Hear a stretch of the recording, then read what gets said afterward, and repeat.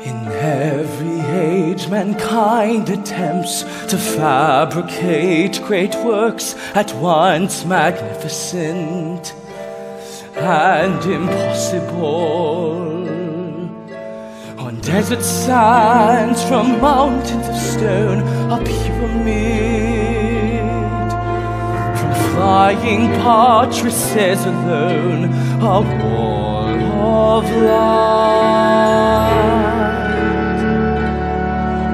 A chapel ceiling screaming one man's ecstasy, one man's ecstasy. Miracles them all, China's endless wall, soon hedge the Parthenon, the Duomo, the aqueducts of Rome. We did not attempt to make with mammoth blocks of stone a giant pyramid. No, not a pyramid, nor Gothic walls that radiate with light. Our task was to dream upon and then create a floating city.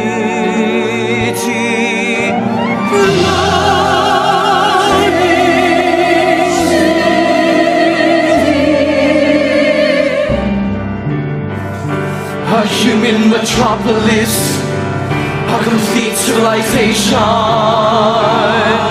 sleek and fast, at once a poem and the perfection of physical engineering. At once a poem and the perfection of physical engineering.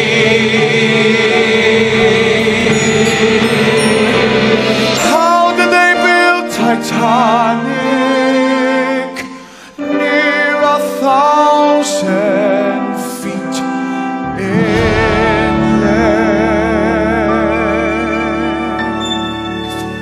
huge beyond past endeavor,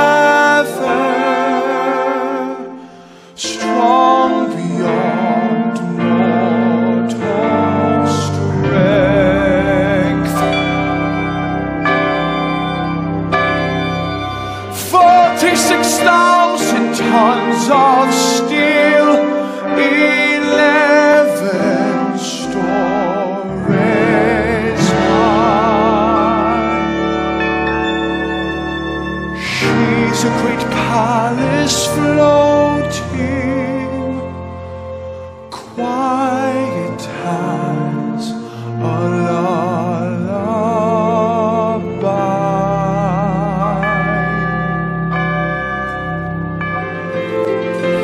Fare thee well, my darling, I'll be back before a fortnight has passed.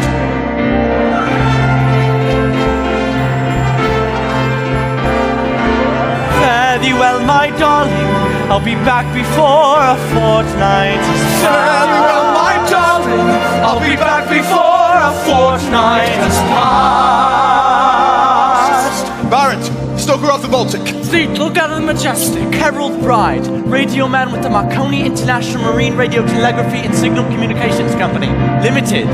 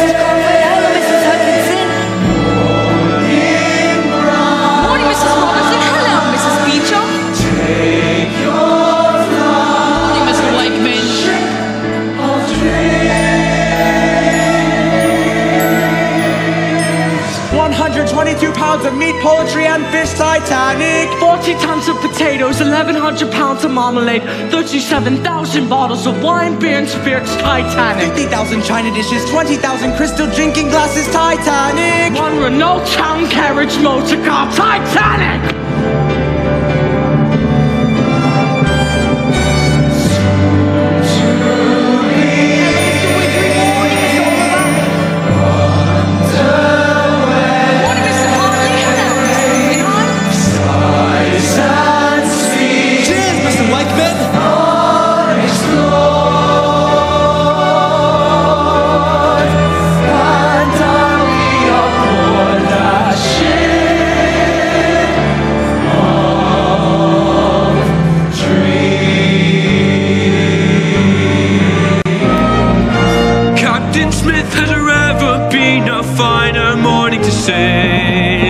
Never quite like this, Mr. Ismay. Never quite like this one, sir. Mr. Andrews has the line. Never had a faster ship for the mail. Not as fast as this, Mr. Ismay. Never quite like this one, sir. The pride of mankind, dominion over the sea. The dream of progress, it brings great honor to me. To be the master and the owner and the builder of the largest moving object in the world.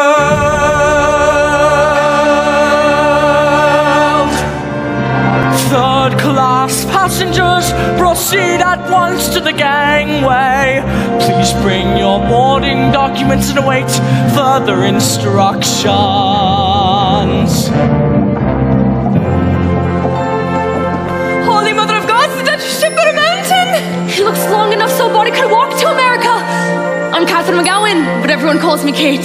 I'm Kate 2, Kate Mullins. And I'm Kate 3, Kate Murphy. It must be fate then. It's not fate, it's Irish. Well, are you traveling along? Not me, I've got a feller.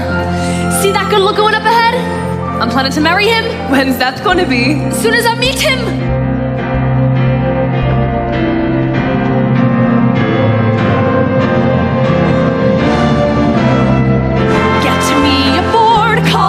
My name. It's to America we aim, to find a better life. We pray to make this trip, and all our children's children know.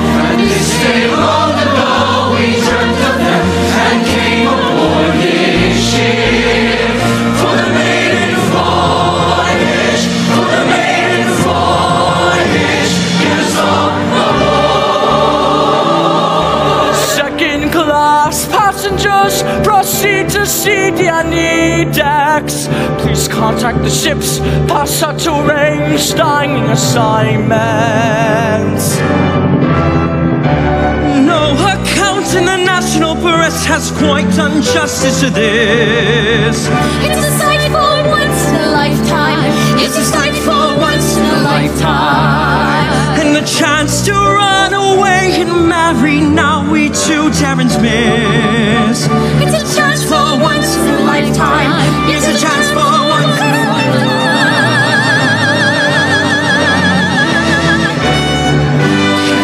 To board that ship today, be with her when she pulls away and takes her maiden sail. I must get on that ship, the largest, grandest on the earth, and I reserve the bird to be aboard. Now point me toward that ship. The finest people will attend. The best among them will befriend. They'll stand right next to us, me at my fingertip. Great heads of state and millionaires who run the world's affairs will all be there. I must get on that ship for the maiden voyage, for the maiden voyage. Here's on aboard. First class passengers occupying the deluxe suite on A and B deck are requested to board at this time. Come back, Alice! I want to see them, Edgar! Colonel John Jacob Astor and Mrs. Astor too, arriving now from the boat train, direct from Waterloo Station, may proceed to the parlor suite A62.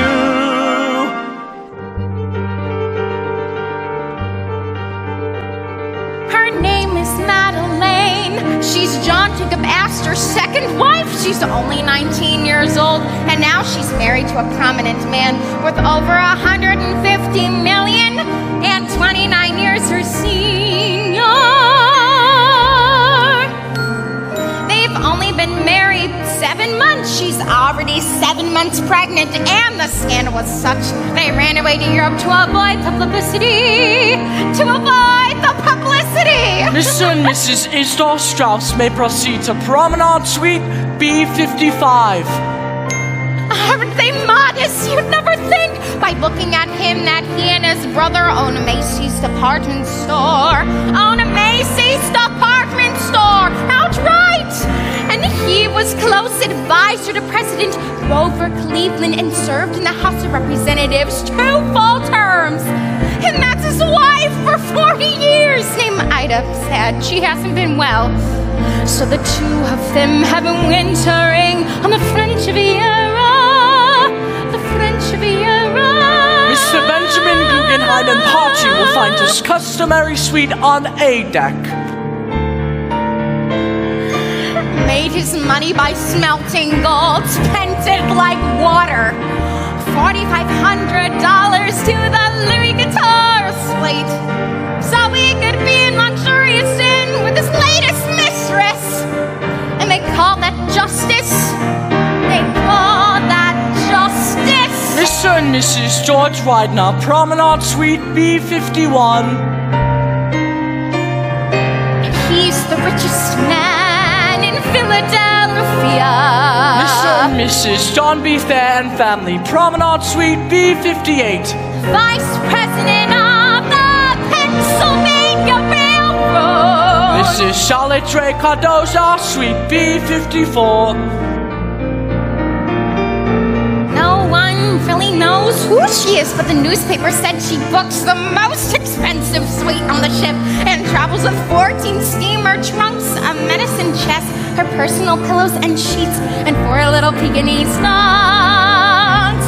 So she must be somebody, must be somebody. Last call for boarding.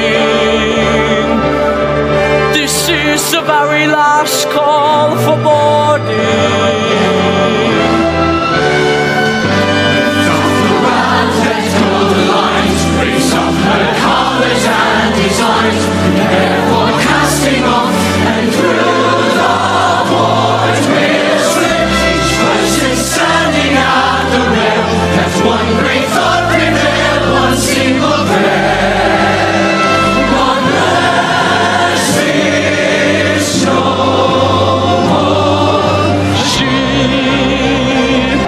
Ashore, who are going ashore.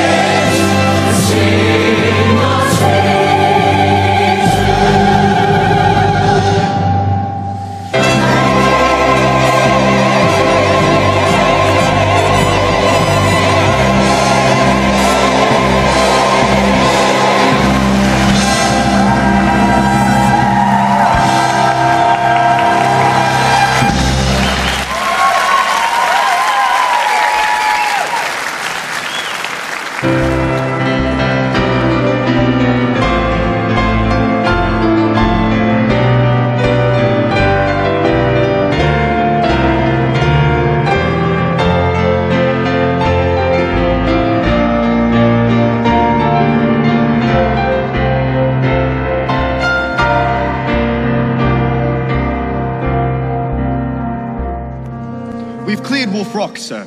Thank you, Mr. Murdoch.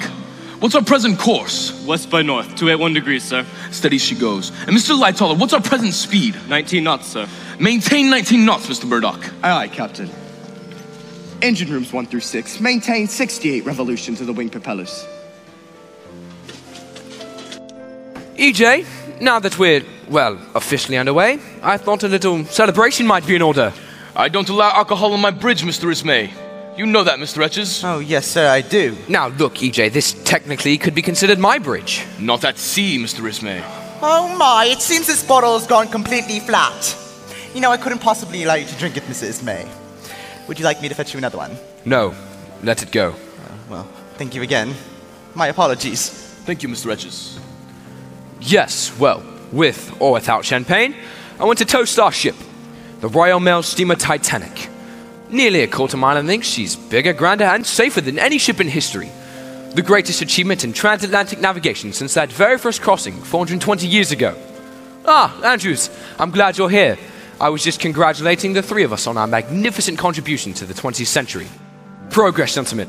I give you progress. If you'll excuse us, Mr. Ismay, we have our duties. Now, EJ, what is our present speed? 19 knots, Mr. Ismay. Really? See, I would have expected us to be going faster now that we've cleared land. I want us to arrive in New York by Tuesday afternoon. Now, tell me, Andrews, I believe that 22 knots would be necessary in order to make a 6-day crossing. Now, in your expert opinion, is Titanic capable of that speed? No, come, Andrews, you're the one who built the thing. Are we capable of 22 knots? Capable, yes, I'm sure we are. Possibly a bit more pushed.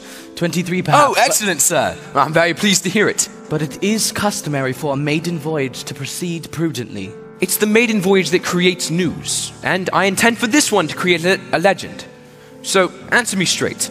When can we expect to run at full speed? When the captain orders it, sir. Well then, we must persuade him to do so, mustn't we? In point of fact, Mr. Ismay, I was about to give the order just as you walked in. Mr. Murdoch, increase speed to 20 knots. 20 knots. Now 20 knots, EJ. Well, it's a start. Carry on, gentlemen. Watch your compass, Mr. Lightoller. You're drifting off course.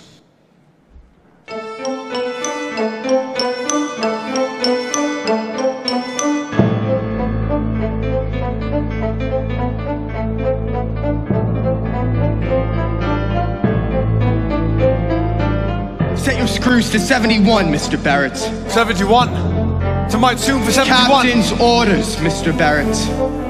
If it was my ship, I wouldn't recommend a speed increased too quick.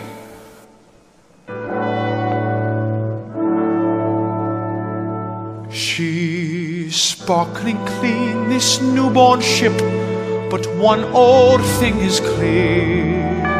The orders they propose above, we execute down here. We'll watch from here as up above they'll catch a whiff of glory. This wonder ship may be brand new, but it's the same old story.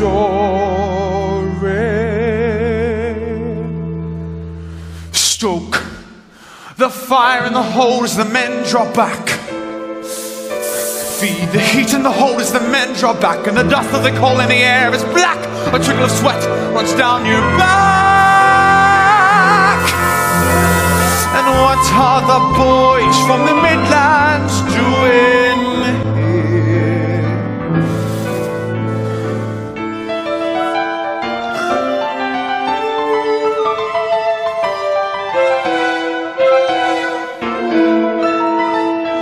Coal it is that makes the steam, that runs the machines, that runs the world, that sends the men below the ground to mine the coal each day.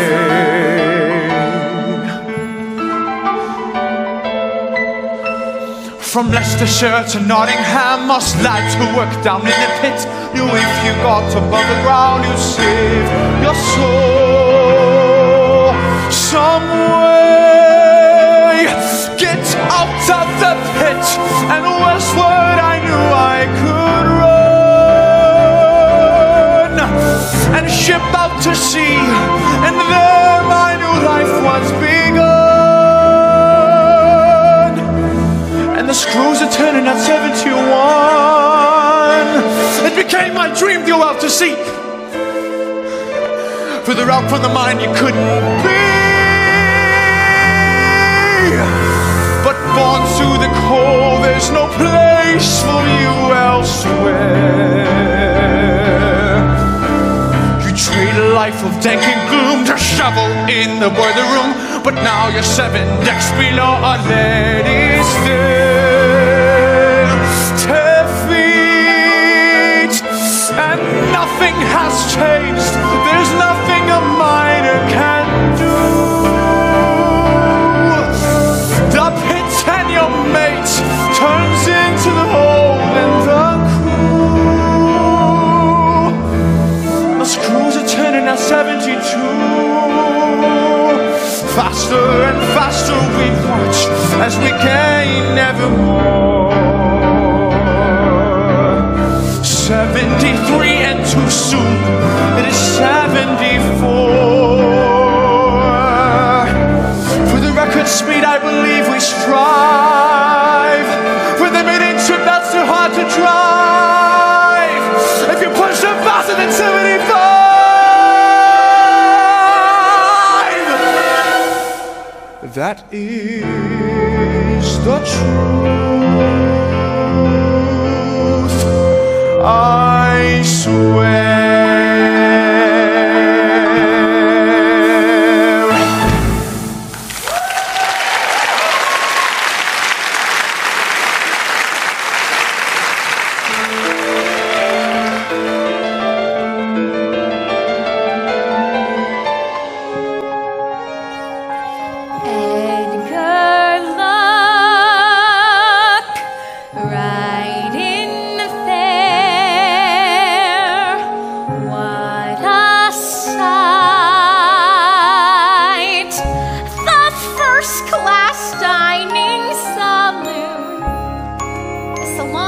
Come on, Alice.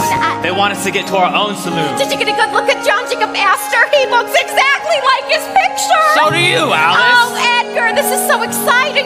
Almost every famous millionaire in the whole world is on this ship. And to think we'll actually be rubbing elbows with them.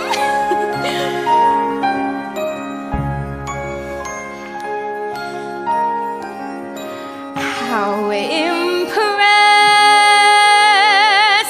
they'll all be when they hear all that you know about hardware. Yeah, well, I wouldn't exactly count on rubbing elbows with them, Alice. They won't allow us peasants in second class to go anywhere near those people in there. Oh, what's the point of being on the same boat if we can't hobnob with them? Hey, it's bad enough we have to make do with that dinky cabin they gave us, with those two silly little bunk beds. We don't have to use the top one, Oh, Alice. calm down, Edgar. I'm telling you right now, I'm going in there. If it's the last thing I do, I'm going in But there. they don't want us in there. They want us right here. That's all we paid for, and that's all we get. Well, that's not all I'm getting.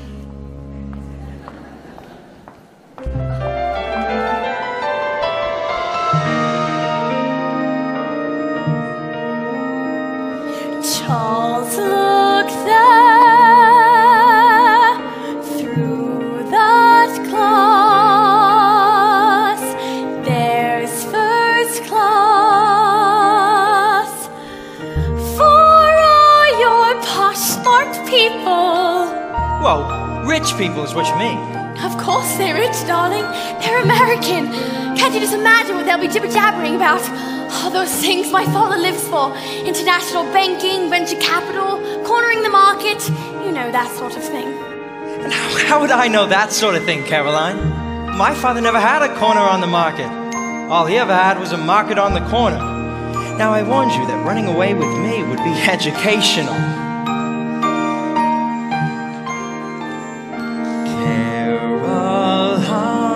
Caroline, aren't you thrilled? Finally now,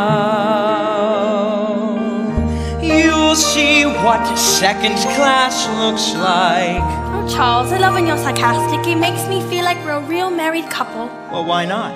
That's exactly what we would be if your snob of a father had permitted it. And that is exactly what we will be the minute that we arrive in America. Darling, considering our living arrangements, everyone on board thinks we're already married. You know perfectly well that we would have had separate cabins could I have afforded them. Yes, but separate cabins would have meant separate beds, Charles. Yes, well, we had to make do with what we had, didn't we? You don't suppose that we'll burn in hell for it, do you? Oh, stop worrying, darling. In America, it's not a sin at all. What is it? Saving money.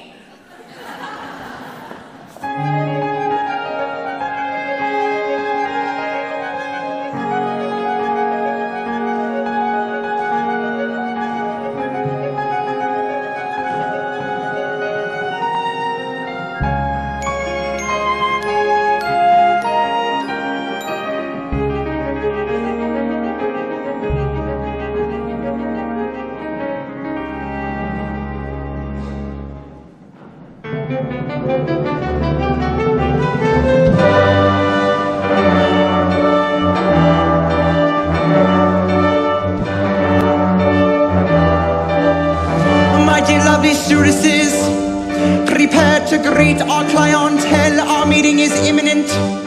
Or having just rung the dinner bell, it won't be a novelty.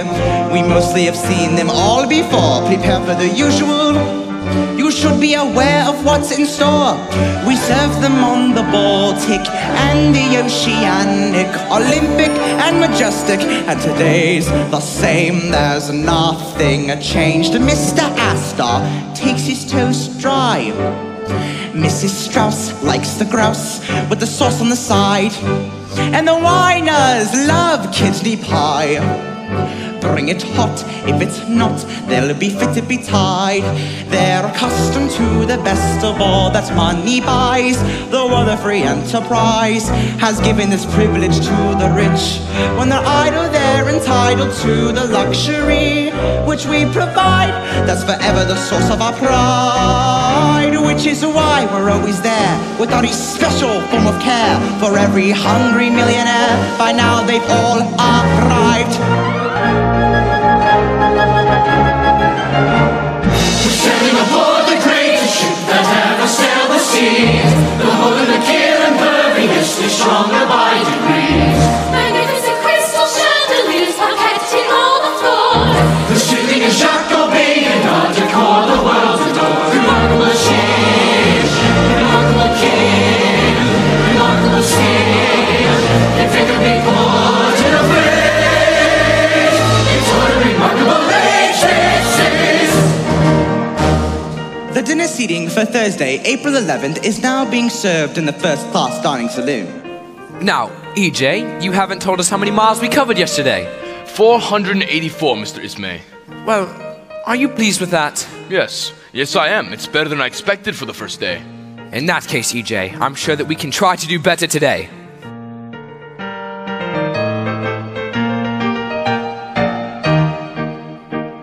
A fellow's invented silver vehicles and cellophane.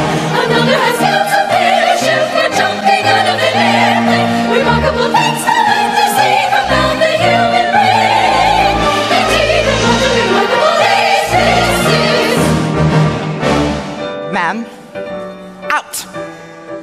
Out. Out.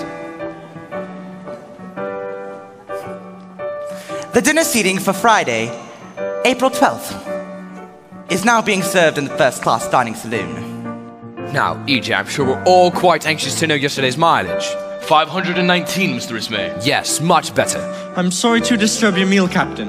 Who the devil are you? Second wireless operator Bride, sir, with the Marconi International Marine Radio Telegraphy and Signal Communications Company, Limited. What is Mr. Bride? A message, sir, from the furnace liner, Rappahannock, 4 days out of Halifax. She reports of an iceberg. Yeah, thank you, Mr. Bride. I can read. Right, sorry, sir. Keep the captain's table pristine. Here we sit, the elite, whom we happily serve. Here they dine on fine French cuisine. It's the creme de la creme's loose exclusive preserve. It's the pleasure of the leisure class's greatest wits to be where the captain sits when taking their dinner on the sea. Giving deference to their preferences is our chief art. We play our part in a perfectly working machine. You should ever be aware this is a privilege great and rare, a special burden that we bear in our respective lives. The dinner seating for Saturday, April 13th, is now being served in the first-class dining saloon.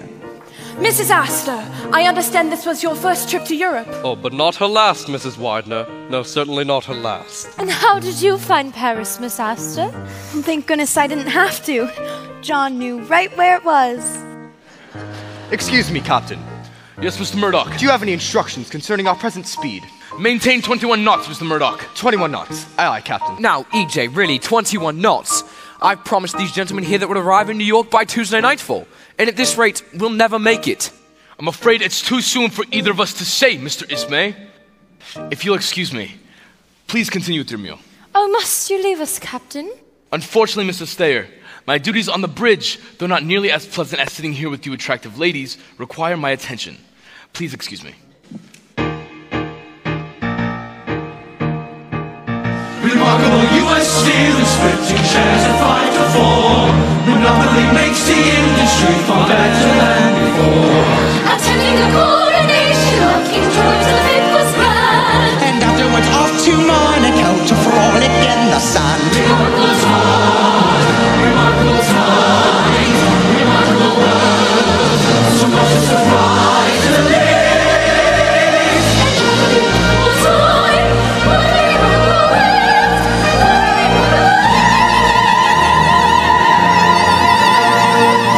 the king of Marius, Francis and Christian chandeliers, a thousand melted cedar, and what a remarkable age this is.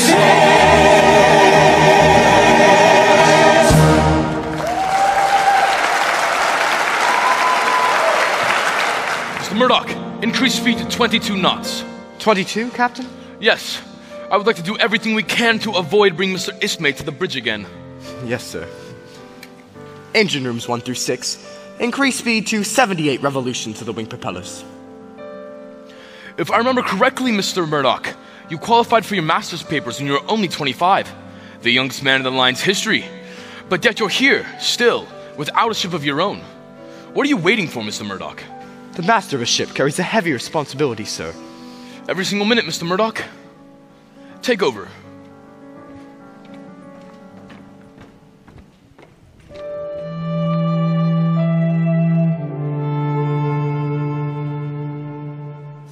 Thousands on board, each in his class. You are the master of all that must pass. Yours to set course, yours to command.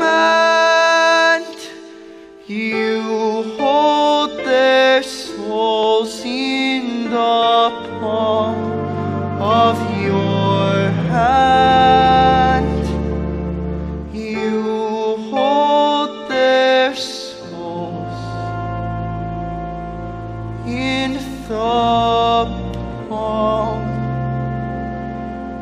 of your hand.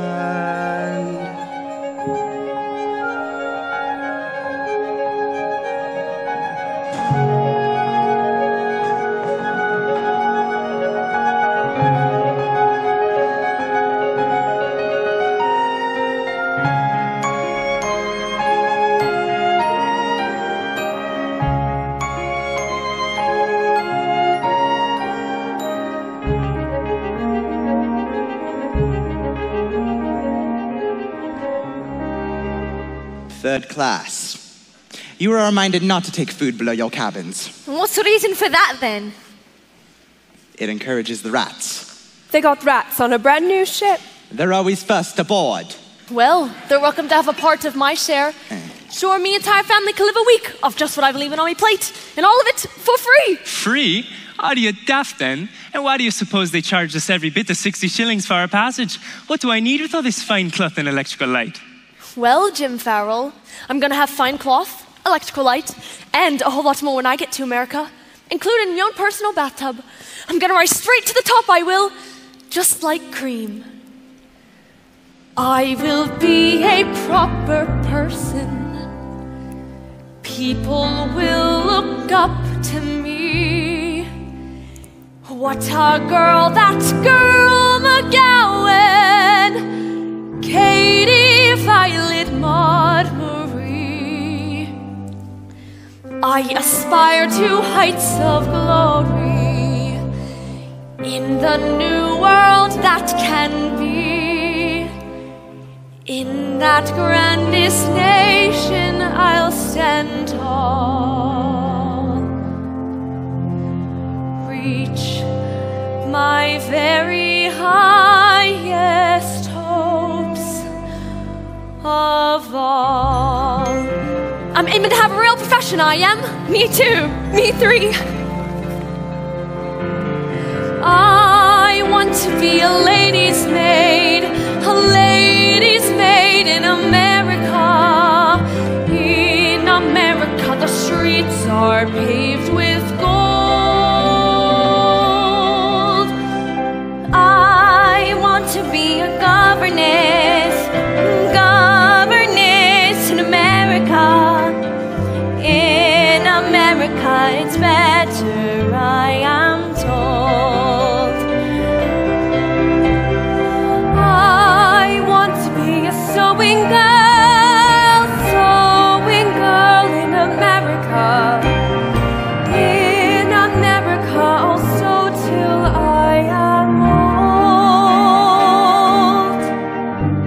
There's a place called Chicago.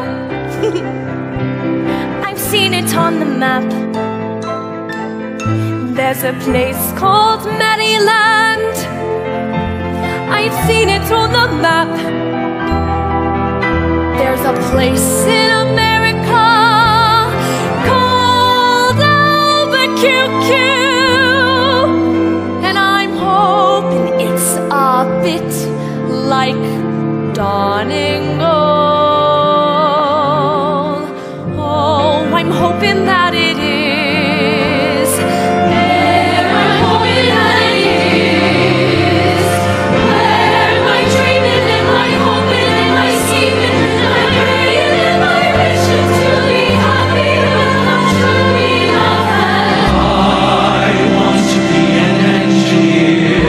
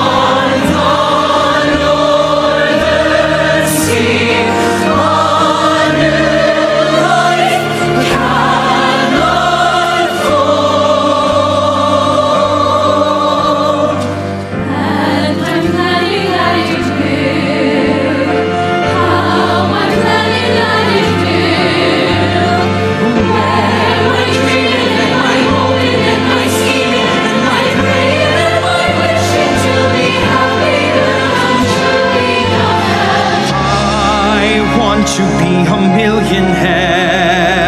millionaire in America. Strike it rich and spend a fortune I amass. I want to be a constable in America. In America, you rise above your class. There's a place you're in the street that's knowledge can be sold. And I'm certain that it will. There, I'm certain that it will. Where my dreaming and my hoping and my scheming and my praying and my wishing to be happy will come true enough. And I want to rise above myself.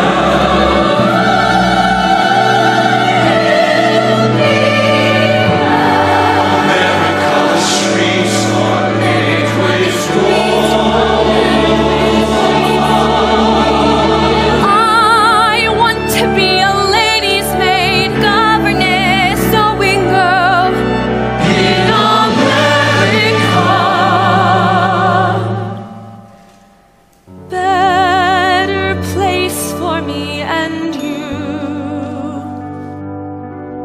Better land to start anew.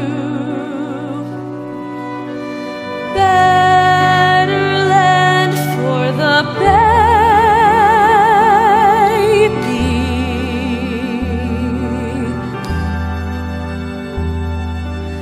That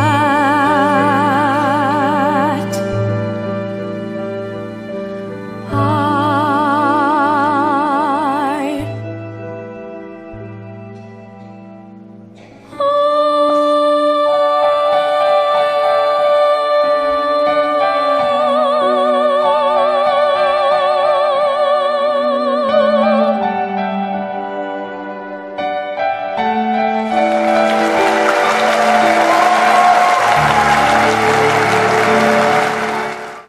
Caroline, don't you think that it's about time that we started changing for dinner? I suppose so.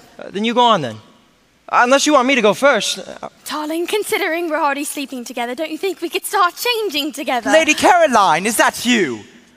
Oh, I had no idea you were on board. Oh, Mr. Etches! Mr. Etches, what a nice surprise!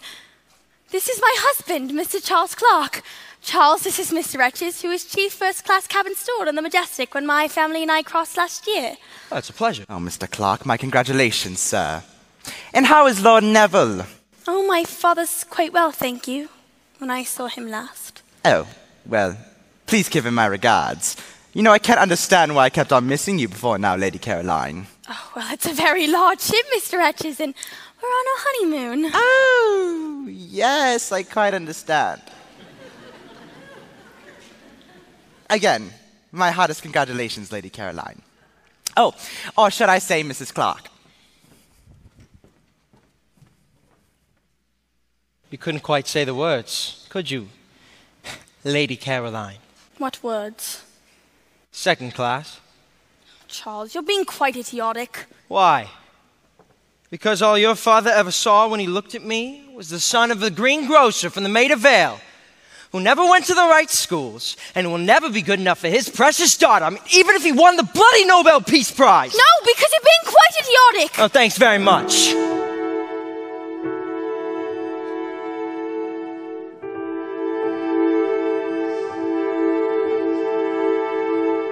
Charles, you're a silly thing, making of everything social class.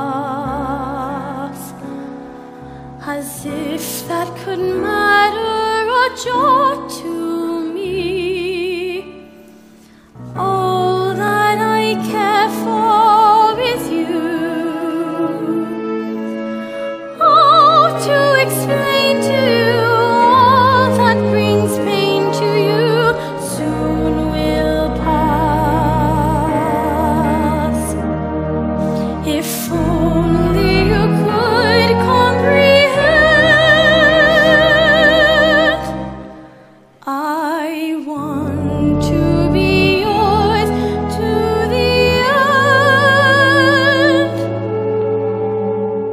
You and I now stand on the brink of a new lifetime with our future clear and bright. I give you my hand, I give you my soul in keeping. All I am is yours tonight. Let the journey start. We'll go on together.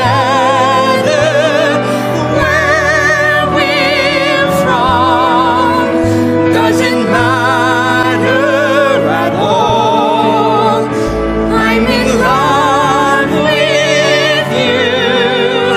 Let the world look on and witness on this vast and open scene. I have all that I want when you're standing next to me. What we may become, we'll create together. Where we're from doesn't matter at all. I'm in love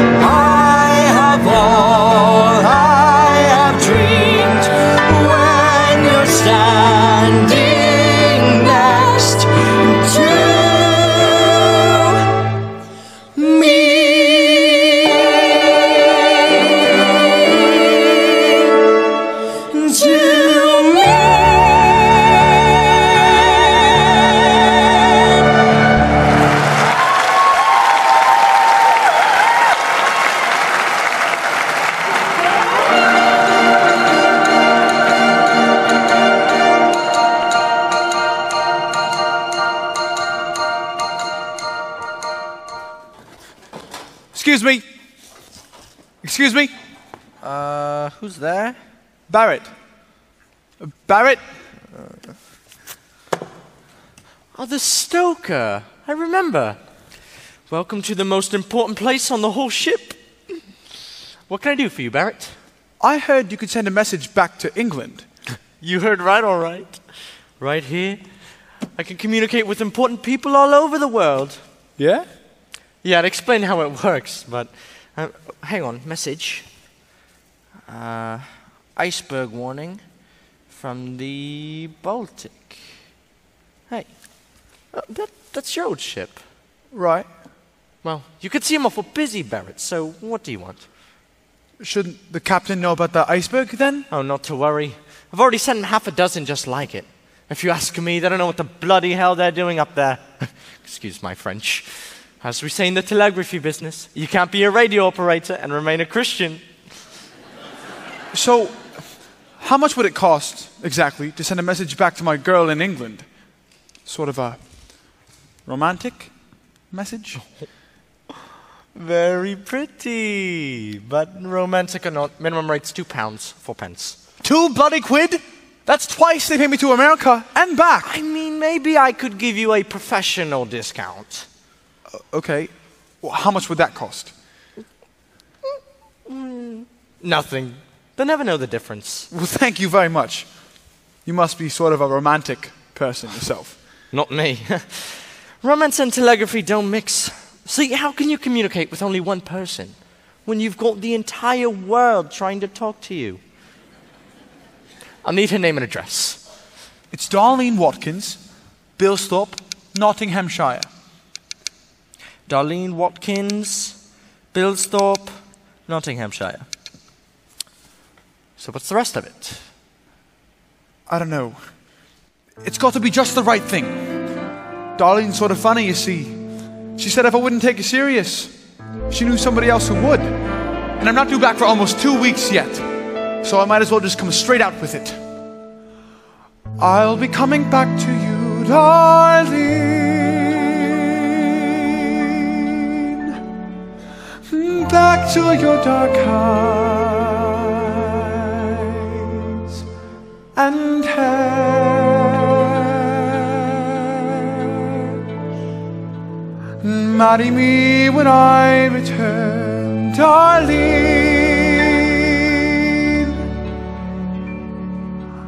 But until that day, my love, take care. Be thee well. May the Lord who watches all watch over thee. May God's heaven be your blanket as you softly sleep. Marry me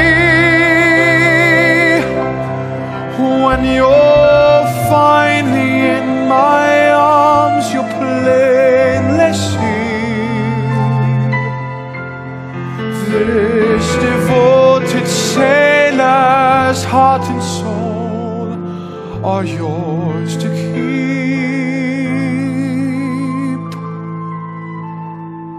Yours to keep. Every day from GMOM, good morning old man, to GNOM, good night old man. My telegraph sends its messages to ships at sea, sending out its dit-dit-da-dit-da-dit, dit-dit-da-dit-da-dit, dit-dit-da-dit-da-dit.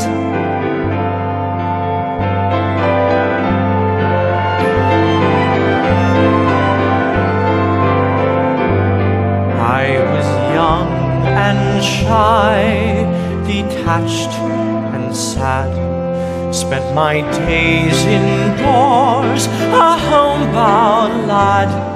Hardly spoke, few friends I kept, myself to myself,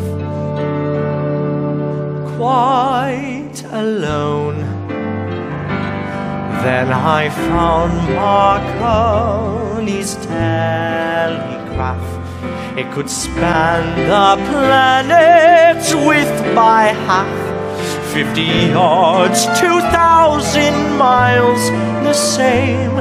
Touch the spark, sound the tone, and the night came alive with 1,000 voices fighting to be heard, and each and every one of them connected to me.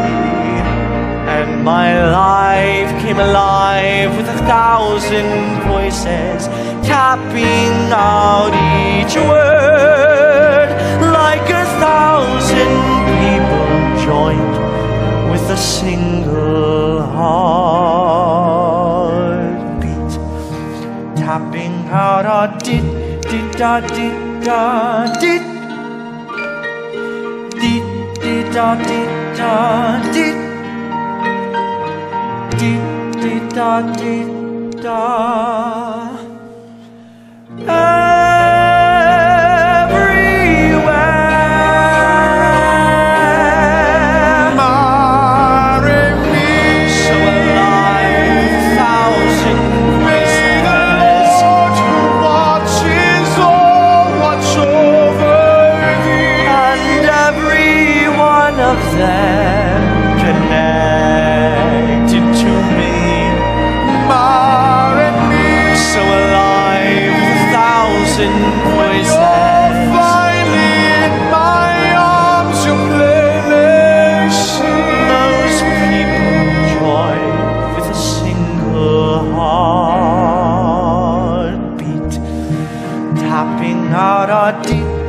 Da dit da dit, ma re dit da dit da dit, ma re dit da dit da. Signed, Fred.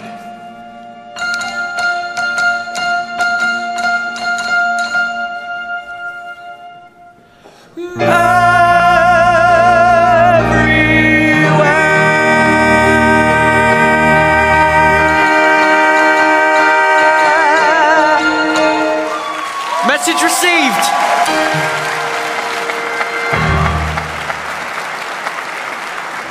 Ladies and gentlemen, after our Sunday service, all first-class passengers are invited to the boat deck, where our bandmaster, Mr. Wallace Hartley, and his ensemble will be playing out of doors for your entertainment. And now we will conclude our service with hymn number 27, God Lift Me Up.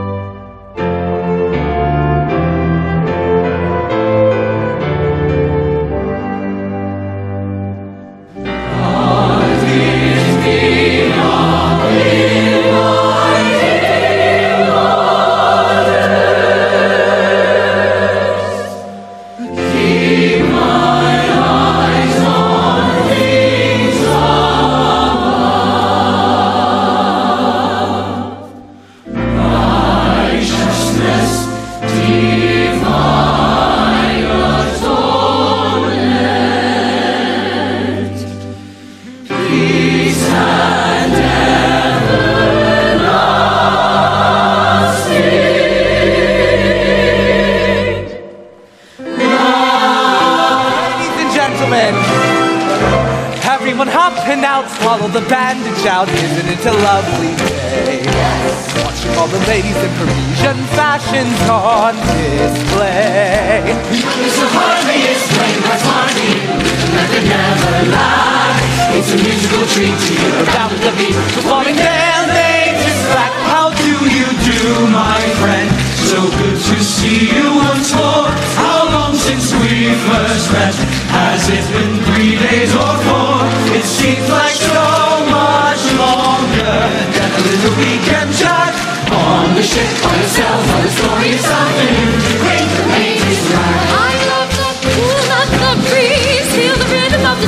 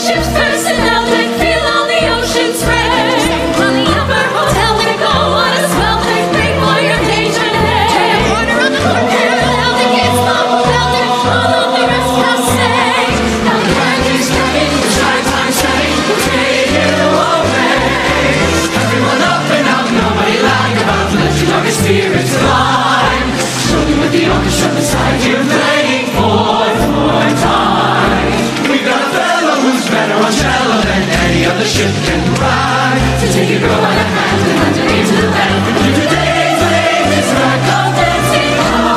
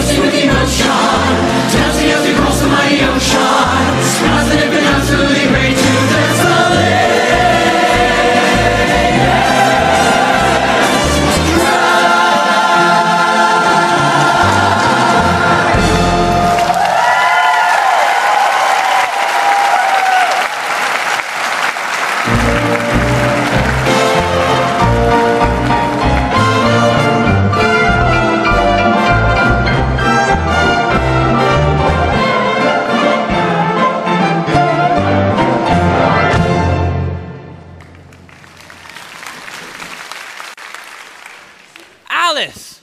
I've been looking for you everywhere. What have you been up to? Afternoon dancing. Afternoon dancing? Yeah, it's what they call the descent. Back home is what they call a cross. Language, Edgar. There are children on this ship. Come on, Alice. I don't really think we belong here. Oh, applesauce, Edgar. I have danced with the first class, Edgar. It was such a dream come true. That class isn't for our kind, Alice. Oh, Edgar. That won't do.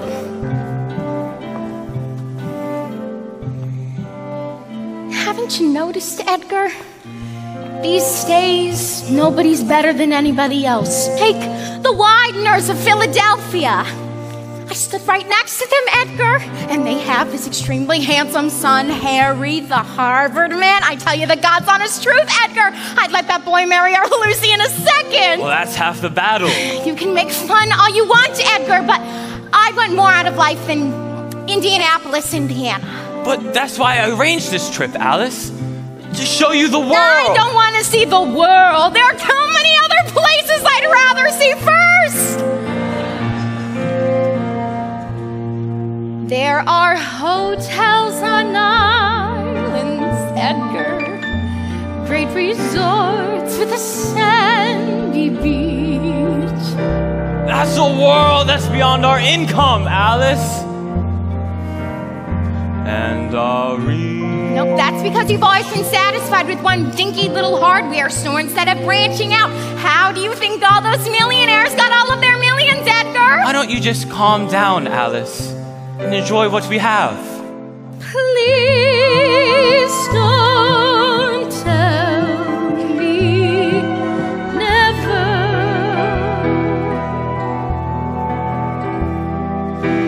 I want this forever,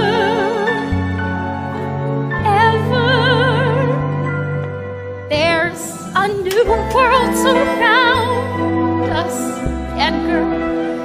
Won't you ever give up that view? I want more than we've got now, Edgar. Why don't you? I don't know, Alice. What do you suppose we do about it?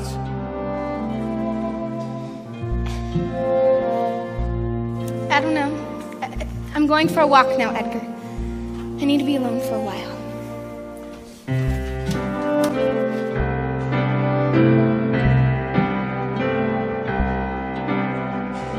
I'm still waiting, Mr. Strauss. For what?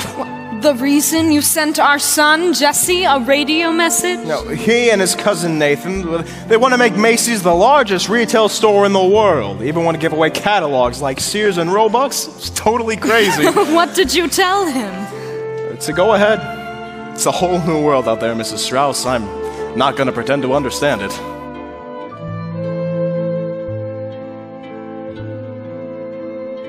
Good evening. Henriette's first-class steward. Good evening. Edgar Bean, second-class passenger. Bean. Bean, why do I know that name? You probably ran into my wife. She likes dancing with millionaires. Oh, yes, so, sir. My condolences. That's a far-off look I've seen in your eye, Kate. Which far-off place is it you're looking at? America or Ireland? Well, if you must know, I was thinking about a friend of mine. A very dear friend. It seems she left home because she'd made a mistake. A mistake she couldn't get rid of. She should have been more careful. So, what are you going to do with the rest of your life? Who knows? Maybe run for the Congress again. I'll tell you the truth, I really liked it there. And the best part is, you don't have to know anything. It seems she wants more out of life than I can give her. Oh, isn't that always the way it is, sir? I had a wife once. What happened? Oh, nothing, I still have her. In all my years, I've never seen it so calm. Is it my imagination? Or are we moving faster than ever before? If my friend were here instead of me, Jim, what would you say to her? I'd say... What would I call her then? We're all named Kate, you know that. So I'd say... Kate, you know who the father is? What a sad question! What'd you take her for? And he refused to go with her. Decent work been hard to find. He probably didn't want to leave his job. Or to his wife. So, tell me, could a decent feller care for a woman who already has a bit of family? It's your deal, sir. Your reputation as a fine cards player is well earned. You play an excellent game. Thank you, sir. Either that, or you're uncommonly lucky. Cards isn't a game of chance, Mr. Astor. Reminds me of a time I was playing cards with Lord Raglan during the Crimean campaigns, when out of nowhere came 2,000 crazed, godless savages. I've been told on very good authority that there are professional gamblers on board, card sharpers who actually make their living traveling back and forth across the Atlantic. Gamblers? On this ship? Why, that's nonsense. How do these rumors begin? Oh, I can assure you they're here, Astor. How could they pass up the opportunity of fleecing a passenger list like this one? I've even heard talk of the notorious J. Yates being aboard. I don't remember seeing his name on the passenger list. Well, you wouldn't, would you? But I'll give you 10 to 1. He's here somewhere.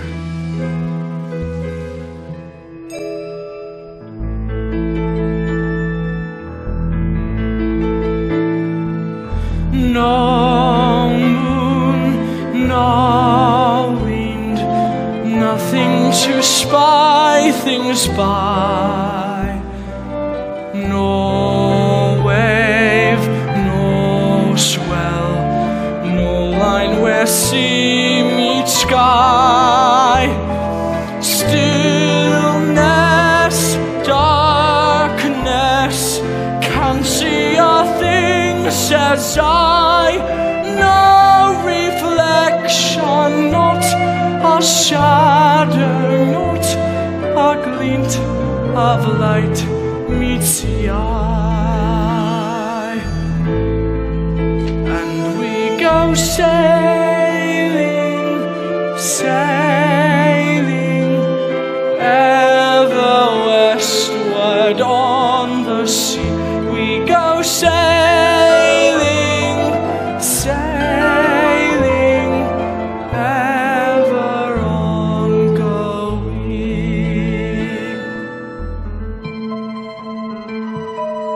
It's a beautiful night, Mr. Strauss, even though there's no moon. Look at all the stars. Can you find the Big Dipper? The Big Dipper? Can't even find our own stateroom. Every time I go out for a walk, finding my way back is an adventure. Maybe you should drop Red Cross. Can you feel how cold it's getting, Mrs. Strauss? All in the past couple of hours, Would you like me to get your fur sold? What? And maybe never see you again. No, thank you. I'd rather freeze. Are you cold then, Katie? Not now that you've got your arm around me. But I don't. Oh, you're the funny one, Kate McGowan. Funny? Thanks very much. Because you come right out with what you want. And you find that funny, do you? What kind of girl do you think I am? You think I need to be told what I want? Life's too short for that, my boy. And we go sailing, sailing ever westward on the sea. We go sailing, sailing ever on going.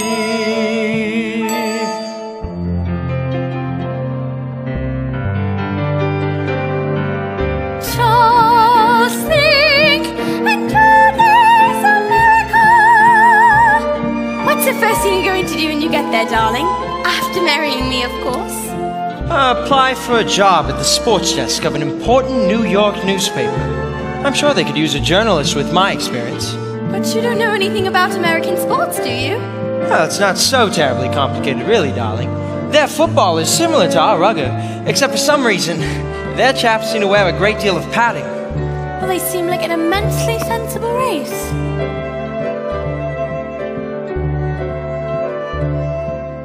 Let us both hope so. That's why we're going there. Good evening, gentlemen. Madam, this happens to be the smoke room, So I see. and women are never permitted within the first-class smoking room, madam. Oh, don't look so shocked, gentlemen. There's a new world out there. There's a new world out where?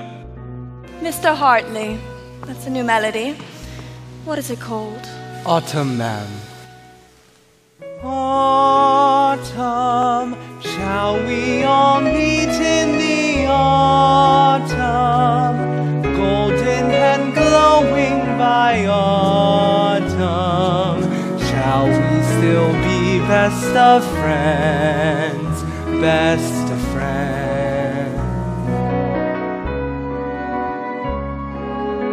Gentlemen, allow me to introduce myself. Ah, yes, Miss Charlotte Cardoza. I know who you are, madam. Recently widowed, with a considerably generous inheritance. And I know about you, Mr. Astor. Recently remarried to a considerably younger wife. Well, you seem to enjoy shocking people, madam. I've heard you described as a modern woman by people who don't mean it as a compliment. And I've heard you described as the world's greatest monument to unearned income.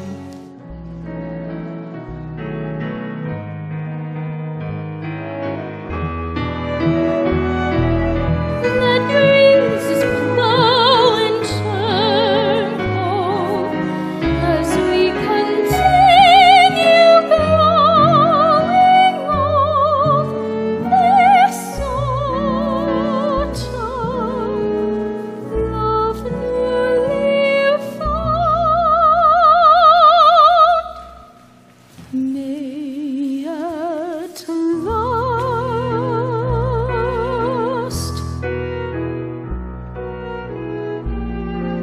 So what do you say, gentlemen? I happen to play an excellent game of auction bridge. May I join you? Where's your sense of occasion, madam? I understand you've just lost your husband. Ah, yes. We're not at cards. Oh, and another thing. Would you mind putting out those dreadful cigars? So, Kate McGowan, what immodest thing are you going to say to me next then? I'm going to say, Jim Farrell, will you marry me? For the love of God, Kate, I know it's the new world we're going to. But we haven't got there yet. Don't you leave nothing for the man to say. He can say, yes, we're gonna need each other when we get there, me boyo. And me baby's gonna need a dad, so we better settle it right now. Will you say yes then? Well, I might as well. Chances are you wouldn't take a no anyway. Well, Kate, aren't you going to throw me down and kiss me?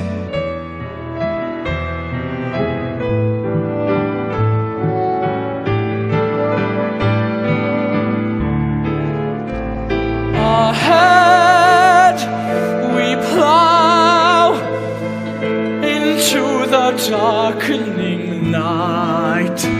Can see the bow, how then to search with only starlight.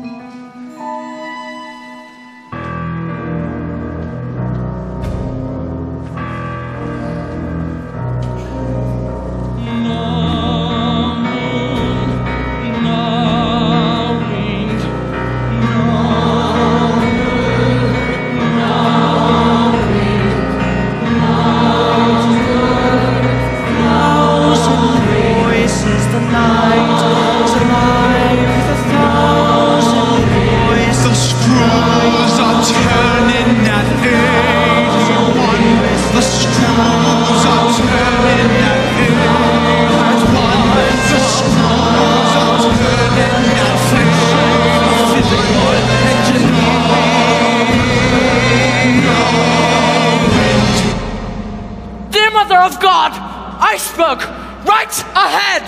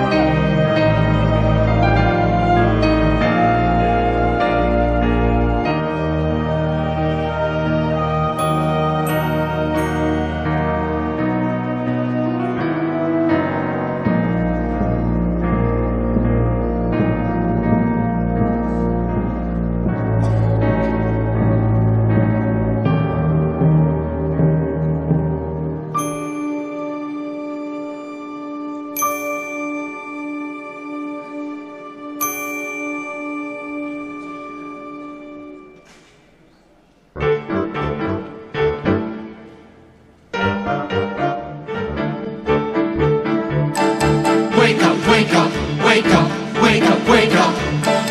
Wake up, wake up, wake up, wake up, wake up. Wake up, wake up, wake up, wake up, wake up. Wake up, wake up, wake up, wake up, wake up. First class passengers, proceed at once to the salon.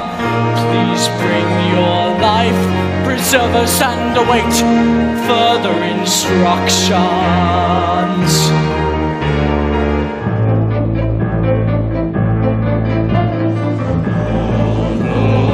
Midnight, strange commotion in the corridor. Wake up, wake up, wake up, wake up, wake up.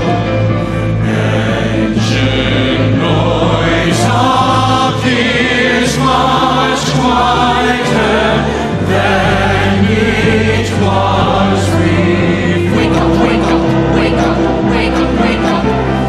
Can there be some incident, some accident the captain can't ignore? George, look what I found on deck. There must be a ton of it. Oh, be a sport, John, and chip off a piece from my drink. Ladies and gentlemen, can I have your attention, please? The captain would appreciate if you would please head to the Grand Salon and dress warmly. We're taking in water in the boiler room, numbers 4, 5, and 6. And 6, the water's already up to their knees, sir. Close the watertight doors, Mr. Lightoller, and see that the pumps are activated. Then rouse the carpenter and have him sound the ship. It's all done, sir. Our position, Mr. Murdoch. Mr. Murdoch, our position! Latitude 41 degrees, 44 minutes north. Longitude 50 degrees, 24 minutes west, sir. Inform the radio room. And for God's sake, Mr. Murdoch, let go of the helm. We're dead in the water. I'm sorry, sir. Second class passengers, proceed to the first class salon. Please bring your life preservers and await further instructions.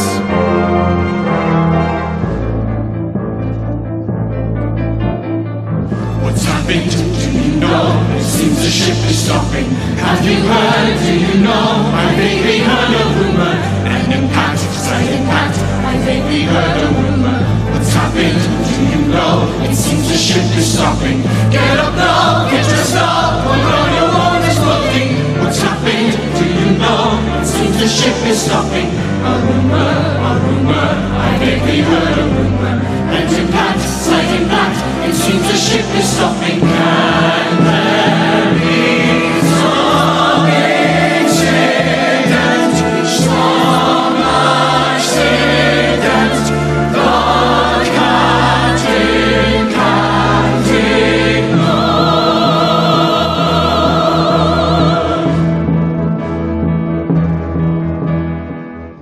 Steward, why is the ship stopped? It seems to be an iceberg has scratched some of her new paint, and the captain doesn't want to go on until she's fixed up as good as new. Oh, well then I'll just go back to my cabin and finish my book. I'm afraid you'll have to go to the first class Grand Saloon, madam, right away. Captain's orders. Come on, Alice. Here's your chance to mingle with the swells. I can't go up there looking like this. I gotta fix my face. The ship will be fixed before that, Alice.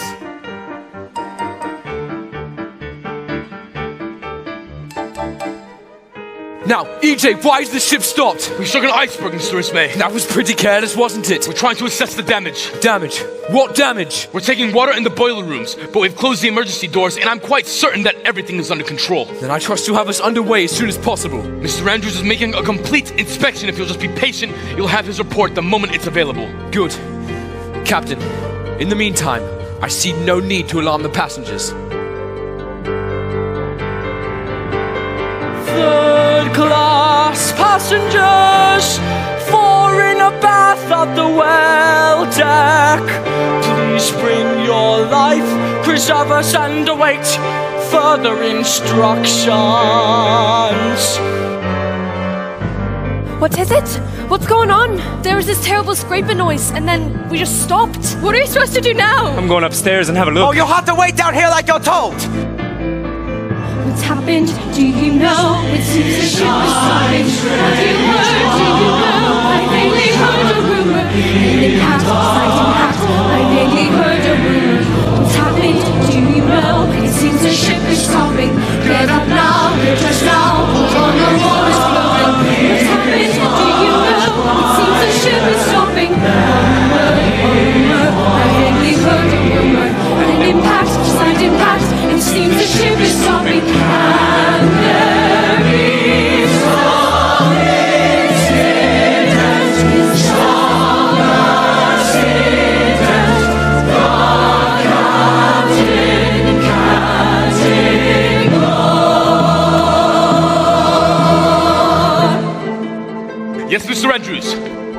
There's a series of small gashes below the waterline, stretching 300 feet along her starboard side. There's water in the forepeak, in the number 1, 2, and 3 holds, in the mail room, and in 3 of her boiler rooms. In all, 6 of her 16 compartments have been breached. But that's all right. You assured us those compartments are watertight. She was designed to stay afloat with any 3 flooded, perhaps even 4, but certainly not 6. Andrews, what are you saying? Titanic is sinking, Miss Dismay. Nonsense! God himself could not sink this ship. How long has she got, Mr. Andrews? An hour and a half, Captain. 2 at the most.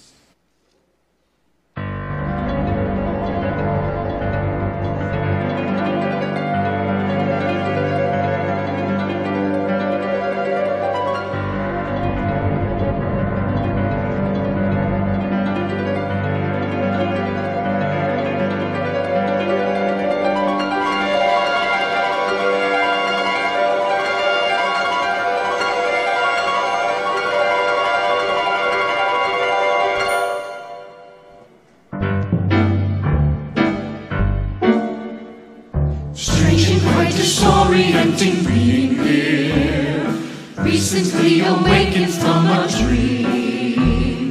How the lights burn, every crystal bright as a star.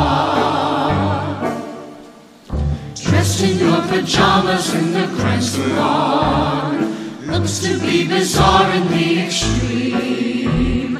Things could improve if the steward opens the bar. Oh, it's a memory I want to keep. Now I would like to go back to sleep. Dressed in your pajamas in the grand salon, wondering if things are what they seem. Can you be sure? Do you ever know where you are? Ladies and gentlemen, can I have your attention, please? The captain would appreciate if you would please put on your life preservers. Mr. Etches! Over here, Mr. Etches! I'll get with you in a minute, Mr. Astor! Please, Mr. Etches, what the devil is going on? Tell me straight, man, are we in danger? Oh, danger! Mr. Guggenheim, on this ship! Mr. Astor, please, your life belt. Mr. Guggenheim, please put it on now. Captain's orders. Ladies and gentlemen, wear your life belts. Mrs. Weiner, if you would, ma'am. Mrs. Thayer, we must insist now. It's a mere formality, there is no cause for concern. We'll be on our way. A minor delay now, a simple precaution, a moment of rest. We'll be on our way. We hardly need say now. In a moment or two, she'll be right again, traveling west. Now see here, Mr. Etches, I demand to know exactly what's happening. Oh, the latest word, sir, seems that she's damaged one of the wing propellers, and we could be delayed for an entire day, sir.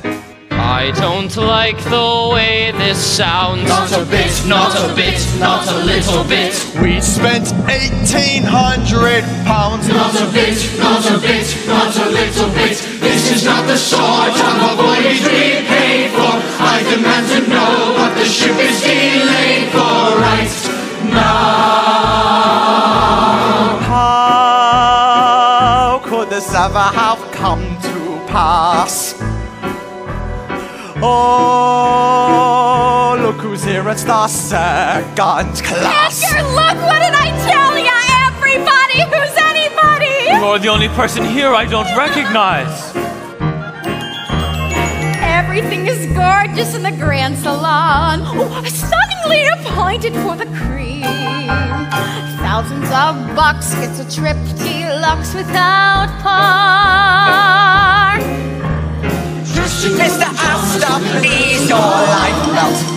Mr. Guggenheim, please put it on now. It's a mere formality, there is no cause for concern. We'll be on our way. Formality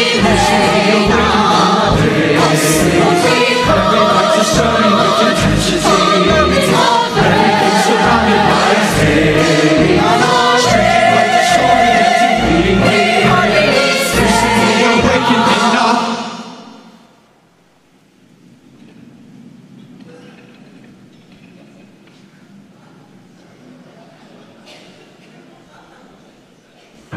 Mr. Guggenheim, please upstairs now. Mrs. Wagner, if you would, ma'am. It's a mere formality, there is no cause for concern. We'll be on our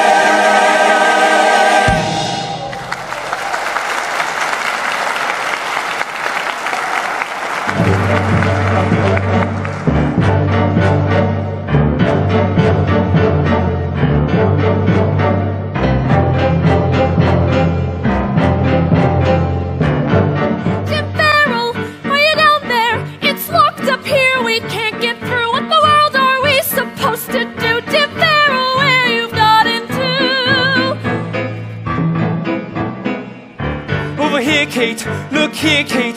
There's water running on the floor. See it coming underneath the door. I think behind it there's lots more. It's 2 foot deep in the men's dormitory. The boat's sinking. Well, what are we supposed to do then? Drown like all the mother rats? Don't be daft. There's lifeboats, they're up there. I've seen them in a snapshot. Me too, Kate. Me 3, Kate. How the world do we get up there? How the world do we get through that gate? How long are we supposed to wait? Who up there is looking out for us? What are you people doing down here? Don't you know the ship's on our way down? Who are you then? Frederick Barrett. Stoker, we gotta get to those lifeboats! What do you think we're trying to do, man? Well, we're goners for sure if we can't get to those lifeboats. We'll have to find another way, alright. What other way? I've never seen no other way! I know one. I snuck up to the radio room yesterday. I didn't get caught neither. Come on! How could such a terrible thing happen to such a marvelous ship? Some marvelous ship! Hurry up before we all drown! You wait and see. We're gonna end up having to swim to America.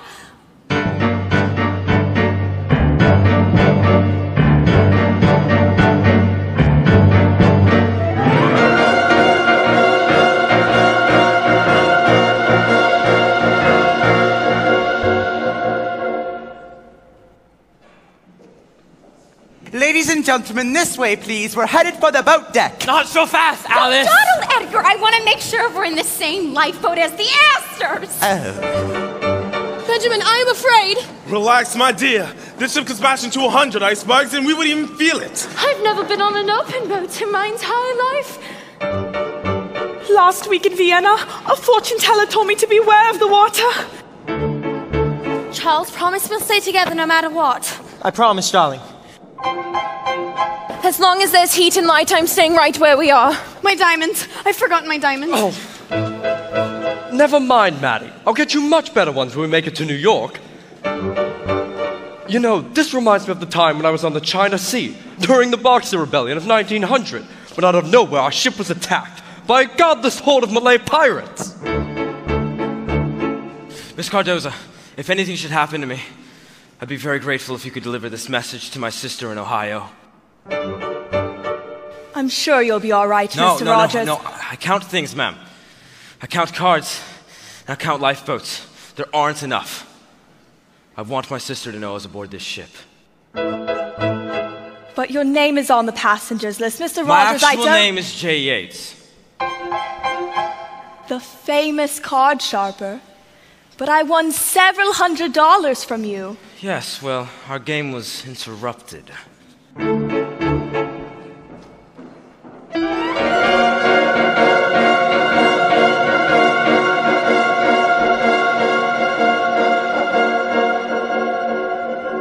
CQD. Titanic CQD. Situation critical. I repeat, situation critical. Radio man, have you reached these ships yet? Can't you see I'm busy? Go bother the captain. This is the captain! I'm sorry, sir. Sit down, Mr. Bride. And continue. Have you reached any ships in the immediate vicinity, Mr. Bride? 6 or 7, sir. The closest seems to be the Carpathia, a Cunard liner. I know Carpathia, Mr. Bride. They acknowledged our CQD at 11:58 p.m., saying they've turned hard and are coming fast. How far is she? 58 miles, sir. Oh, that's more than 4 hours. Carpathia can't be the only ship in the immediate vicinity, Mr. Bride. No, sir. There was one other ship, the Californian. Her signal was much stronger than the others. I'd put it within 10 miles, but since the accident, she hasn't responded. Why not? I don't know, sir. Now, EJ, you must do something! What do you suggest, Mr. Ismay? Another ship! We need one here now! I'm afraid the closest one is 4 hours away. No, we'll be at the bottom by then. What about the Californian? You said she might be close? I'm sure she is, sir, but still no response. Why not? You must demand a response! Those smaller ships only carry one radio man. He's probably signed off and gone to bed. Well, keep trying, for God's sake! There's a new distress call. SOS. It's hardly ever been used, but it's much easier to read than CQD. Try anything you like, Mr. Bride. You must rouse that ship. SOS. Titanic SOS. Situation critical. Come in, old man. Where are you? Why the bloody hell don't you answer? Surely something can be done to help us. Thousands on board, trusting and bored, roused from their sleep,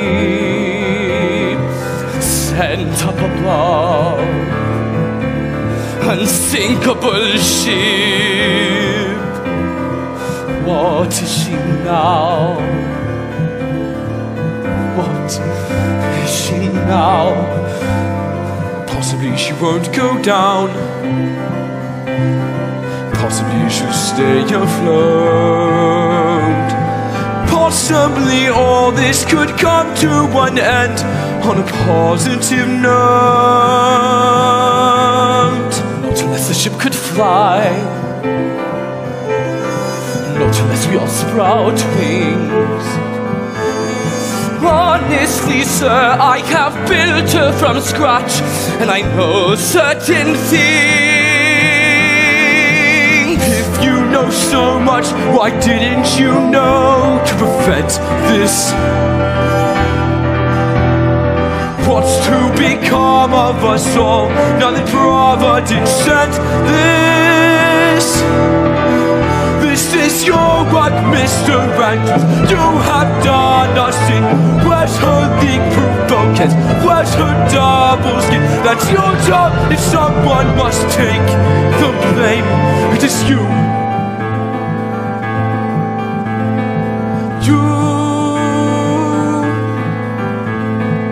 Innocent folk held in our care, living their lives, dreaming their dreams, just dreaming their dreams. Possibly a ship will come, possibly we'll all be saved.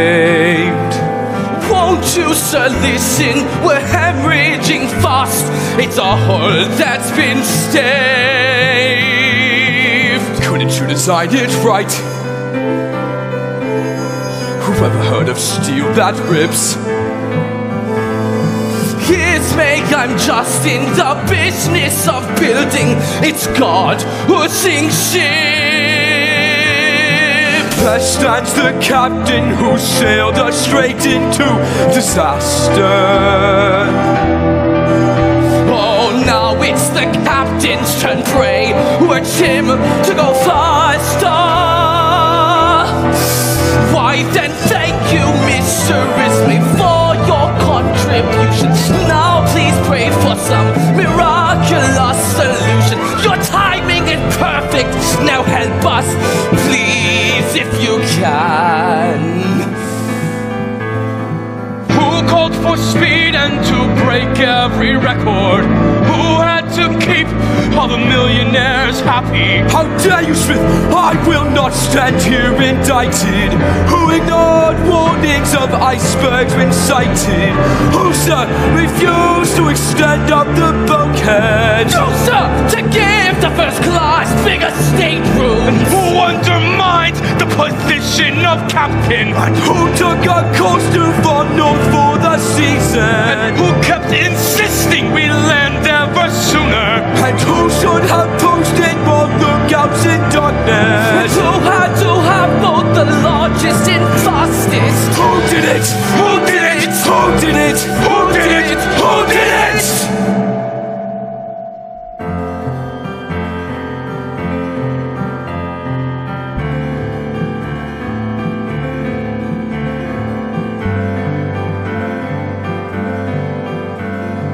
Possibly the Lord will act. Possibly He will provide and indicate how our unthinkable fate can be somehow denied. Somehow denied. My work, no one else's. This is my doing, no one else's. This is my ship, no one else's.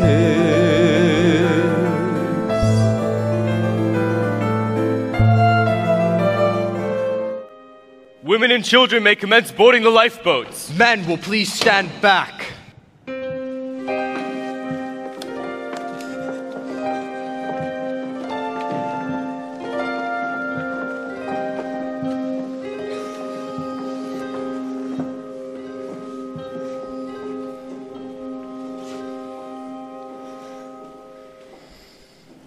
You and I are getting in the lifeboat. Father will be staying for a while. It will be like rowing in the Serpentine. Come along now, let us have a smile.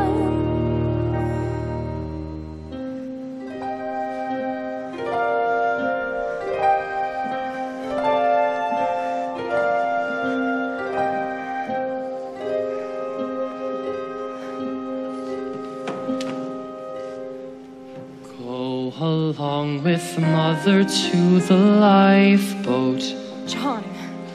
No, don't even say it, I'll be fine.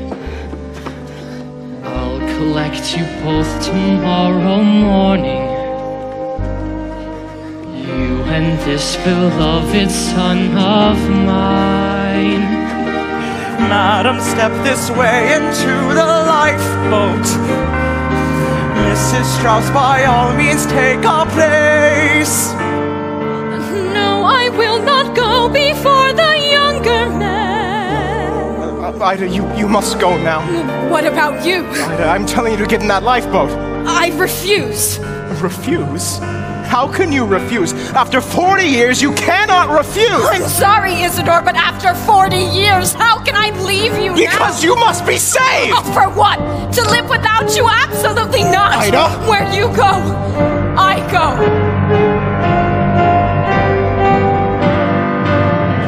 You must get in, please step this way. There's no time, please don't delay. This is the last to leave, it must be over now. You must get in, please step this way. There is no time, please don't delay. This is the last to leave, it must be over now. There's got to be a place that lifeboat, Kate. Take it for God's sake. I'm not going without you, Jim. I don't want to be a widow before I'm a bride. You're going to be a lady's maid. Lady's maid in America.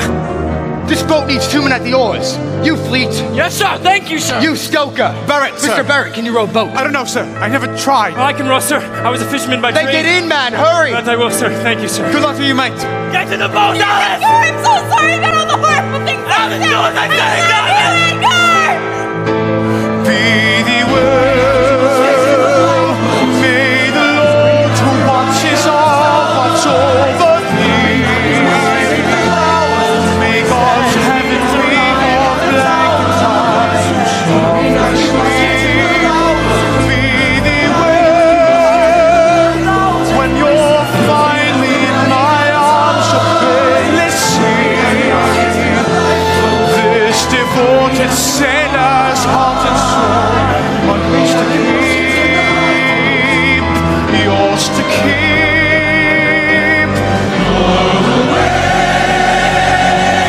Hurry now, there isn't any time. Meet tomorrow. We will find a path and reach tomorrow. As this day of wrath, we'll meet together once again. Cling to your hope and rest till then. I'll hold thee closely as I say goodbye, and keep your image in my memory's eye, and all this love of ours will soar. Come dawn or danger, we'll meet tomorrow and have each other evermore. Give us tomorrow and another hour. Let our union come within our heart, and one more chance to make us start, that we may live on as we must. Come say you love me as I kiss your eyes. Let one brief moment make eternal ties. If tomorrow is not in stone, let this embracing be placed forever. Keep us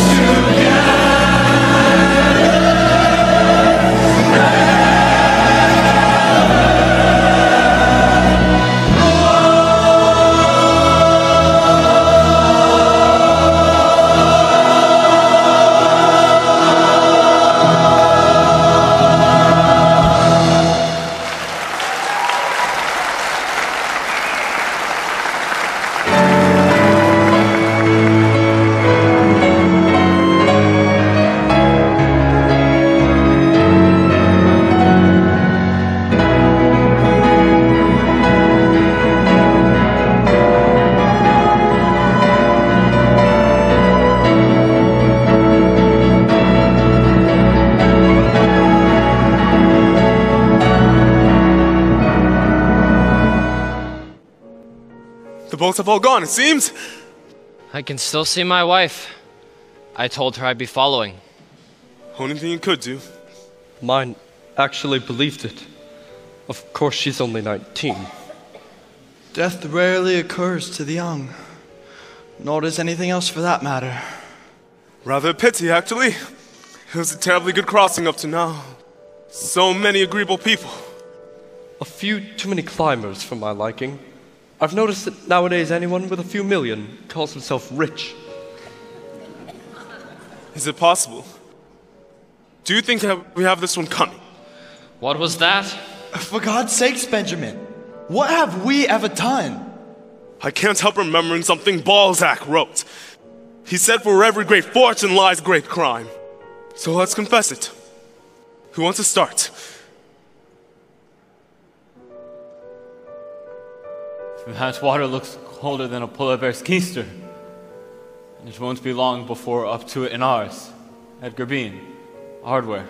J8, gambler. That must be interesting work. How about a game of cards to pass the time? Sure, why not? I warn you, I cheat. So what? I'm not going to pay you anyway.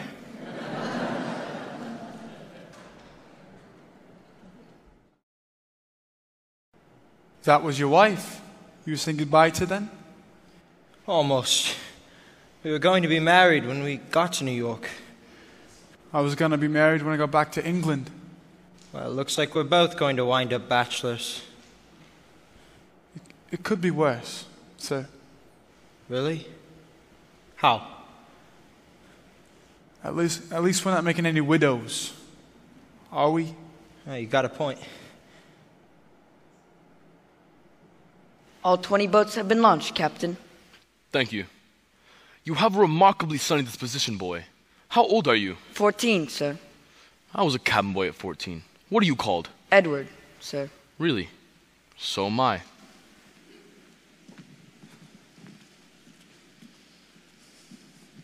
All ladies in first class except for one are safely away, Captain. Thank you, Mr. Wretches. I'm afraid most of the men we know are still aboard. There's no hope, I suppose. Who could have imagined it, sir? Everyone said she was unsinkable. Mr. Ismay was fond of boasting that Titanic was her own lifeboat. That must have been before he used one of the little ones to save his own skin. Over everything else, the man wanted a legend. Well, now, by God, he's got one. Captain, I want you to know that I take full responsibility. I was the ranking officer on the bridge at the time, and if I were a fit master, we would have rammed the iceberg head on. We would have stayed bow, perhaps lost a few people, but the ship would have survived. You trusted me, sir. You had every right. But your expectations were misplaced.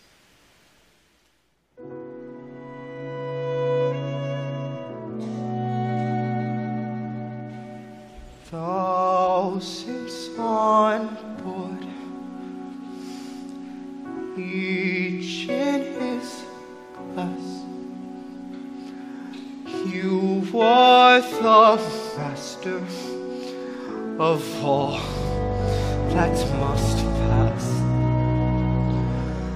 Yours to set course, yours to command.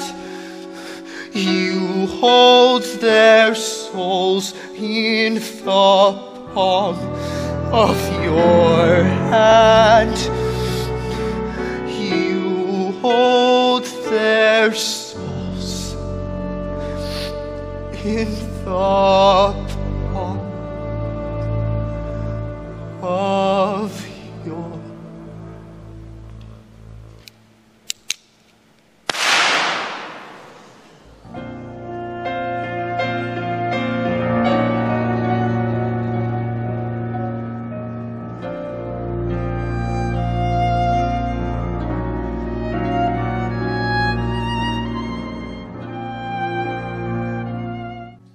Are you cold? Lately, I'm always cold. Come, I'll blow on your fingers.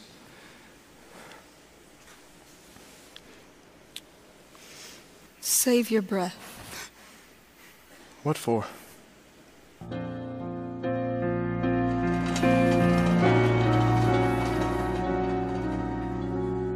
Mr. Strauss. Mr. Wretches. Mr. Strauss, a glass of champagne, perhaps. Champagne? Why? Do you think we have something to celebrate? I brought the Cristal 1898. It's the last bottle left. Oh, my goodness, it would be a shame to open it. Under the circumstances, madam, I think it'd be a shame not to. Won't you join us for a glass, Mr. Wretches? Oh, later perhaps. I still have my regular people to attend. May I say it's been a great privilege over the years serving you both.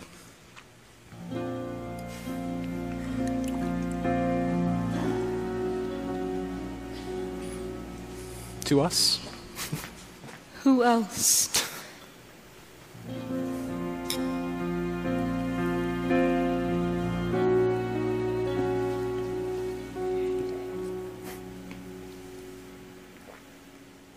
You know, you're still a pretty good-looking fella.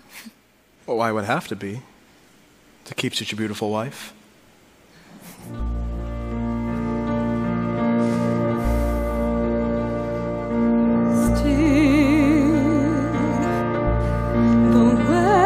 I love you still lives in my heart after all of the years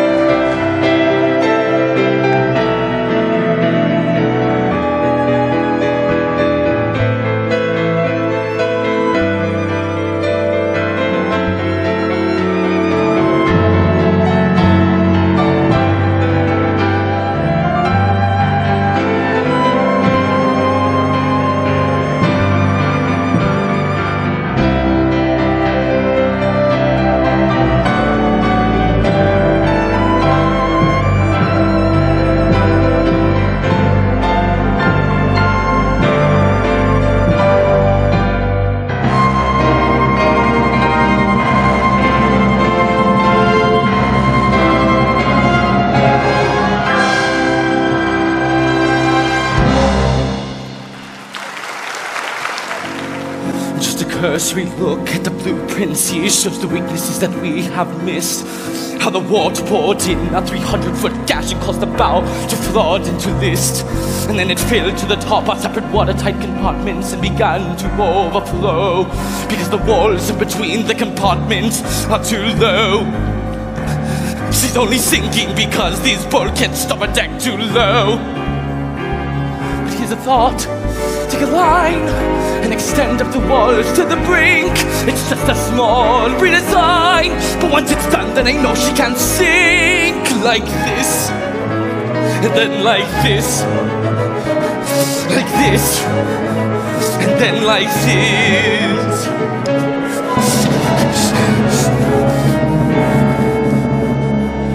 Mr. Andrews, aren't you gonna make a go of it? Mr. Andrews!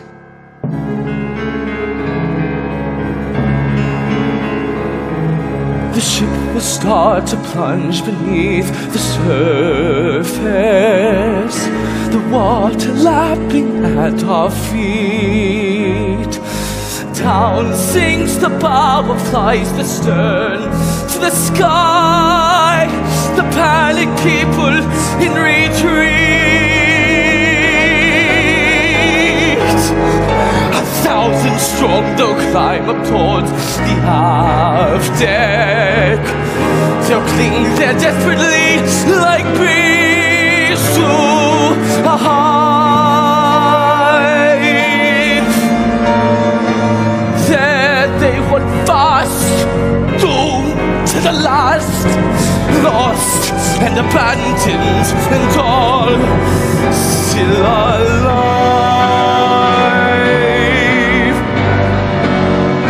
A few of them will hang there from the railing as one by one drop away.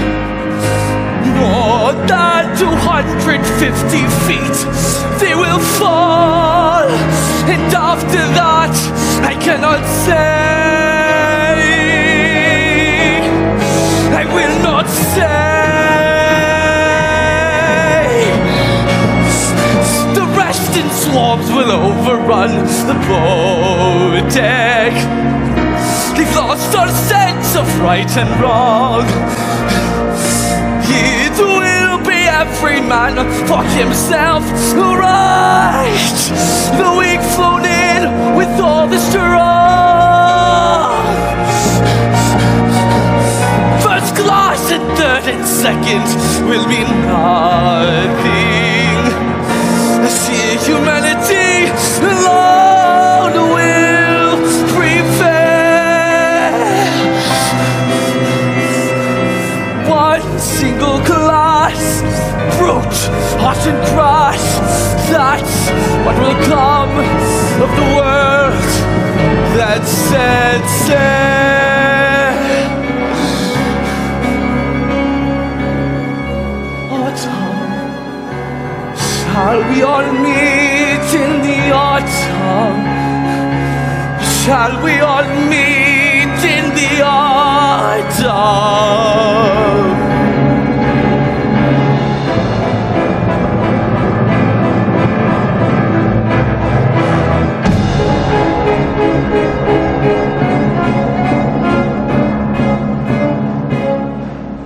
One moment the ship was there, and the next she was gone. Thousands of poor souls floundering in the freezing water. We wanted to go back for them, of course, to pick them up. But they'd have swamped us, and then no one would have survived. The sound they made was deafening. Like there was an entire football stadium out there somewhere in the dark.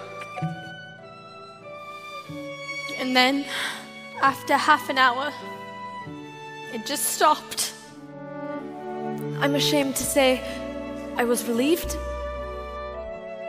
I'll hear those voices for the rest of my life. Why shouldn't I have taken that place in the lifeboat? It would have gone empty. There were more than 400, and 50 empty seats in the lifeboats. And it was so very cold. The women were so brave, alone in the dark, in the middle of the ocean. If only I'd seen that iceberg before it was too late. If only they hadn't kept increasing speed. If only the Californian had heard my call. I stayed with the key to the end. That ship could have saved every man, child, and woman aboard. We were only 95 miles from dry land. When dawn came, we could see ice everywhere. It was all bathed in pink. And there were hundreds of deck chairs floating in the water. And all them poor women and children in third class, who never even made it to the boats. All 50 bellboys, none more than 15 years old, went to their deaths without a whimper. All those musicians who kept playing Autumn right to the very end. With only 711 survivors, 1,517 souls lost their lives.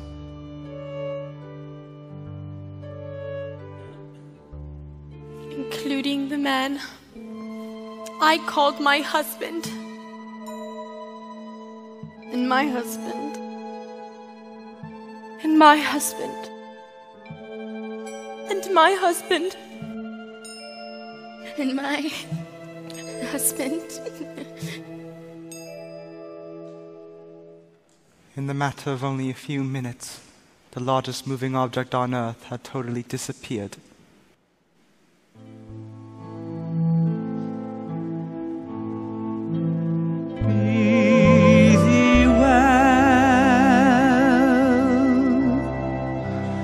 May the Lord who watches all watch over thee.